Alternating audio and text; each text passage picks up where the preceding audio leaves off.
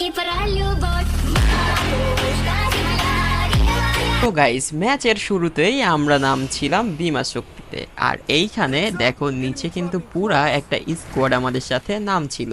এখন বিষয়টা হচ্ছে পুরা স্কোয়াডের সাথে আমরা কি টিকে থাকতে পারবো নাকি পারবো না।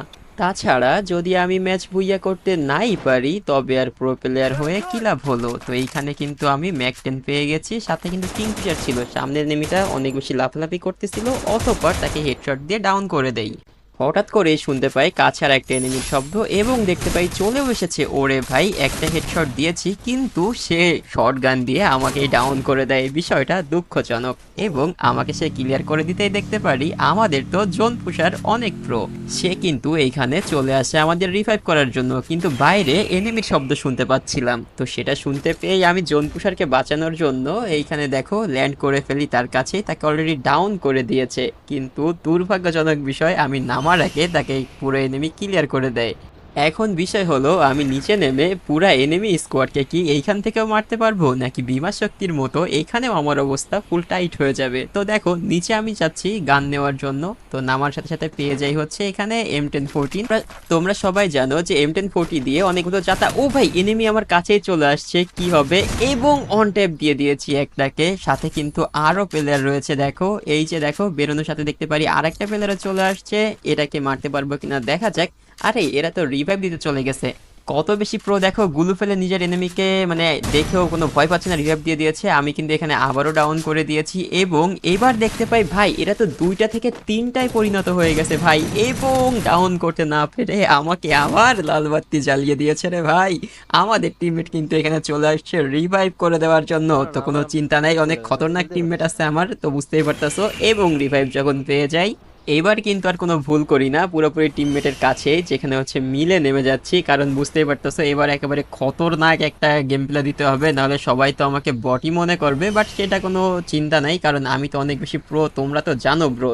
বারবার করে এনিমি আমাকে মেরে দিচ্ছে আর আমি টিমমেটের কাছ থেকে রিভাইভ নিচ্ছি। কি আর করা যাবে, টিমমেট বলে কথা, রিভাইভ দেওয়া তো বাধ্যতামূলক, তাই না? নাহলে তারা তো আর ভালো টিমমেট বলতে পারবে না, নিজেকে দাবিও করতে পারবে না। তো তারপরে কিন্তু আমি ইউএমপি দেখো নিয়ে নিয়েছি এবং আমি খুঁজছিলাম যে একটা AK-47 পাওয়া যায় কিনা, কারণ তোমরা সবাই কম বেশি জানো যে আমি কিন্তু AK-47 দিয়ে ভালোই গেম প্লে করি। ওর একে আমি কিন্তু এবার AK-47 পেয়ে গেছি এবং সাথে কিন্তু আমার ইউএমপিও আছে। তো তার মানে বুঝতে পারতেছো এবার কিন্তু একটা প্রো ভাব চলে আসছে। তো চলো বেশি দেরি না করে আমরা দ্রুত এইখানে মিল থেকে বের হয়ে যাব, কারণ মিল থেকে যত দ্রুত বের না হলে তবে তো জোনেই আমাকে অনেক বেশি খেয়ে দেবে। তোমরা ভাবছো যে আমি মনে হয় এবারও এনিমির সাথে পারবো না এবং আবারও আমি এনিমির কাছে মরে যাব, তবে তোমরা সবাই একদম চিন্তা করো না, আমাকে এবার কোনো এনিমি মারতে পারবে না, একমাত্র হকার ছাড়া কারো কাছে আমি একদম ধরা দেই না, বুঝতে পেরেছো? আর অরিজিনাল প্লেয়ার যারা আছে তারা কখনো তো আমাকে ধরতেই পারবে না। কোনো একটা সময় আমি অনেক বেশি প্রো ছিলাম, একে টপ 1-এ ছিলাম, সেই একেই রয়েছে এখন আমার কাছে। তার মানে তোমরা ভেবে দেখো যে আমার সামনে যদি কোনো এনিমি পড়ে তার অবস্থা আমি কি করে দিব। তো এখন আমরা যেটা করব, দ্রুতই একটু মুভমেন্ট দেখাই, মানে নিজে একটু মুভমেন্ট দেখাই নিচ্ছি, কারণ এভাবেই মুভমেন্ট দেখালে এনিমি আমাকে মারতেই পারবে না। ঠিক আছে, তো চলো টোকেনটা খেয়ে নেওয়া যাক, তারপরে কিন্তু সামনে এগিয়ে যাই।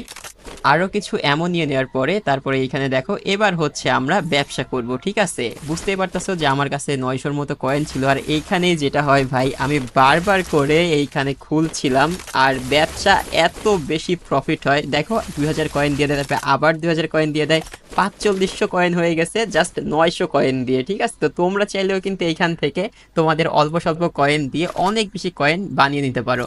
তো আমি এখানে যখনই খুলছিলাম দেখো, এবং আমি ভাবছিলাম যে এখানে কি কি নেওয়া যায় বলো, মাত্র 800 কয়েন দিয়ে যদি এত বেশি কয়েন পাওয়া যায় তবে তো একেবারে যা যা দরকার সবকিছু পাওয়া যাবে এবং বেশি বেশি পাওয়া যাবে। আর আমি সেটাই করছিলাম, এত বেশি এইখানে অবটেইন করছিলাম, মানে খুলছিলাম বক্সগুলো, যার ফলে দেখো ল্যাগ আবারও 2000 দিছে, দেখো 5500 কয়েন হয়ে গেছিলো। তো কি আর করা যাবে, পুরোপুরি আমার কেমন যদি মনে হচ্ছে আমি পুরোপুরি ল্যাগের শিকার হয়ে যাচ্ছি, যেখানে আমার সেভাবে কোনো ল্যাগ দেয় না। দেখো আবারও 2000-এর উপরে কয়েন পাইছি। তো এইভাবে করে দেখো যা যা প্রয়োজন সব কিছুই A to Z সব কিছুই আমি এইখান থেকে পেয়ে যাচ্ছি। এবং আমরা শুরু করেছিলাম শুধুমাত্র 800 টোকেন দিয়ে, ঠিক আছে, এবং এই টোকেনের পরে আবারও দিয়ে দেয়। দেখছো মানে কি বলবো ভাই, একটা গেমে যত লুট প্রয়োজন A to Z সব কিছুই এই মানে এই বক্সটা থেকে নিয়ে নেওয়া সম্ভব।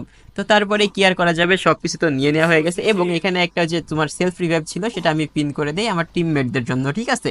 তো এখন যেটা করতে হবে আমাকে কিন্তু টিমমেটদের রেখে, হ্যাঁ মানে আমি যেহেতু অনেক বেশি প্রো, তো এখন আর টিমমেটদের কোনো ধার ধারার সুযোগ নেই। এখন একটা কিল বা দুইটা কিল বা বেশ কিছু কিল করে তোমাদেরকে তো দেখাতেই হবে। তো তার জন্য আমি যেটা করছিলাম একেবারে প্যান বাড়ি দিয়ে নিজেকে একটা প্রো দাবি করছিলাম, ঠিক আছে, যাতে আশেপাশে এনিমি শুনতে পায় যে আমি এইখান দিয়ে যাচ্ছি। আর তোমরা তো জানো আমি যে এইখান দিয়ে যাই সেইখান দিয়ে তো এনিমি ভুলেও থাকবে না, কারণ আমি অনেক বেশি প্রো না। ও হ্যাঁ তাই তো। আচ্ছা, তো তারপরে যেটা হয় আমি সামনে দিকে যখনই এগিয়ে যাচ্ছিলাম আর এখনই কিন্তু কিছুক্ষণের মধ্যেই আমার সামনে চলে আসে কে জানো? আচ্ছা আমি এখন বলছি না, দেখো আদেশ গেমিং নামে কিন্তু একটা প্লেয়ার আমাদের সাথে পড়েছে, এখন সে অরিজিনাল নাকি ফেক সেটা জানি না। তবে এইখানে আমি যখন এগিয়ে যাই হঠাৎ করে এনিমি শব্দ শুনতে পাচ্ছিলাম, আশেপাশে কোনো এনিমি খুঁজে পাই না এবং দেখতে পাই ওই যে উপর থেকে একটা শট দিয়ে দেয় স্নাইপারের।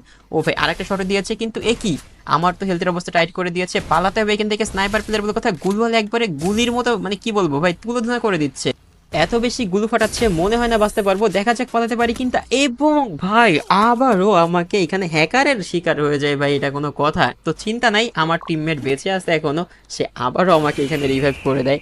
এই নিয়ে পরপর 3বার রিভাইভ পেলাম আর এইবার কিন্তু সেই জ্বলে ওঠা রাউন্ড, বুঝতে পেরেছো? এই গেম প্লে কিন্তু আমরা ম্যাচের শুরুতে তোমাদেরকে দেখিয়েছিলাম, যেটা কিনা সে খতরনাক লেভেলের গেম প্লে। আর এইখানে আমি যখন নিচে নামতেছিলাম তখনই দেখতে পাই ওই যে নিচের দিকে দেখো একটা এনিমি কিন্তু দৌড়াদৌড়ি করছে, তার মানে এটাকে মারলেই সেই পুরো গেম প্লেটা তোমরা দেখতে পারবা। তারপরে আমি পুরা পুরা হেডশট দিয়ে ডাউন করে দেই।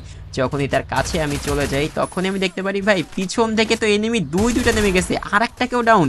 এবং এইখানে যে একটা প্রো নায়িকা পড়েছে বুঝছো, সে কিন্তু অনেক বেশি প্রো গুলো ফেলে দিচ্ছে দেখো। আর যেটা হয় আমি কাছে চলে যাই রাশ করে দিতে, তাকে কোনোভাবে এইখানে ডাউন করে দেই, কিন্তু ডিমিত্রি ছেড়ে দেয় কি এগুলো কনফার্ম করতে হবে, আর ও নিচে নেমে যায়। দেখো অবস্থা, আমি এইখানে ওকে ক্লিয়ার করতে পারলাম না, ও নিচে চলে গেছে এবং রিভাইভও পেয়ে গেছে, এবং এটাকে তো আমার কিল নিতেই হবে তাই না? কিন্তু ও তো জানে না যে আমি অনেক বেশি বুদ্ধিমান একটা প্লেয়ার এবং ডাউন করে দিয়েছি, দেখছো? এবার আশেপাশে কোনো প্লেয়ার আছে কিনা চলো সেটা দেখে নেই, কারণ নিচে নামার আগে অবশ্যই যাচাই করে নেওয়া উচিত। আর হঠাৎ করে ভাই কিরে বিমা থেকে আরো প্লেয়ার চলে আসছে, বিষয়টা খুব দুঃখজনক, কি আর করা যাবে। তো চলো এখানে কিছু মেডকিট করে নিতে হবে, মেডকিট না করলে তো হবে না। এইচপি যদি থাকে কম তাহলে কিন্তু এনিমি যে কোনো মুহূর্তে তোমাকে অতি সহজে মেরে দিতে পারবে, আমি না বললে তোমরা তো জানতেই পারতাম। দেখো আরেকটা এনিমি চলে আসছে আর এইটা কিন্তু দেখো মারতেই আমারে একটা শট লাগাই দেয় ভাই, পুরোপুরি 150 দিছে ভাই, এত বেশি ড্যামেজ দিছে ভাই কি আর বলবো, দুঃখজনক বিষয়। চলো মেডকিট করে নিচ্ছি, মেডকিট করে যখনই আমি এখানে হেলথ পুরো করে নেই তখনই আশেপাশে কিন্তু অনেক এনিমির শব্দ আমি শুনতে পাচ্ছিলাম। আর সব থেকে বড় বিষয় যেটা, সব কিছু কমপ্লিট করে নেওয়ার পরে একটু রেস্ট করে নিচ্ছি, কারণ রেস্ট করা বেশি জরুরি। ততক্ষণে জোনও চলে আসে, শান্ত নিয়ে ক্যারেক্টারে ব্যবহার করে নিচে চলে যাই, কারণ লাভ দিলে তো আরও এইচপি কাটবে তাই না? আর এখনই যেটা দেখি ভাই আমার সামনে দেখো কতগুলো এনিমি ভাই, একটাই কিন্তু উড়াধুরা রেড দিয়ে মারতে আবারও সেই হ্যাকারটা আমার সামনে পড়ে গেছে ভাই। এই দুঃখ আমি কারে বলবো কও তো, এই হ্যাকার ট্যাকার নিয়ে আর ভালো লাগে না। এটা কি হলো ভাই, আমি হ্যাকারের জন্য কবরে দাঁড়িয়ে রয়েছি আর এইখানে গাড়ি নিয়ে আমার উড়াই দিছে ভাই, কি হচ্ছে এইগুলো? হ্যাকার দেখো এই যে, আর তার সাথে গাড়ি নিয়ে আবার হ্যাকারেও ভাই দেখছো কি যে ধরছে, ওরে অবস্থা ভাই। কে কারে মারতেছে, কার কিল কে নিচ্ছে কিছু বুঝতে পারছি না, কে আমারে মারলো, কে কোথায় মরতেছে, পুরো কনফিউজ হচ্ছে। আরেকটা নেমে চলে আসছে, ওরে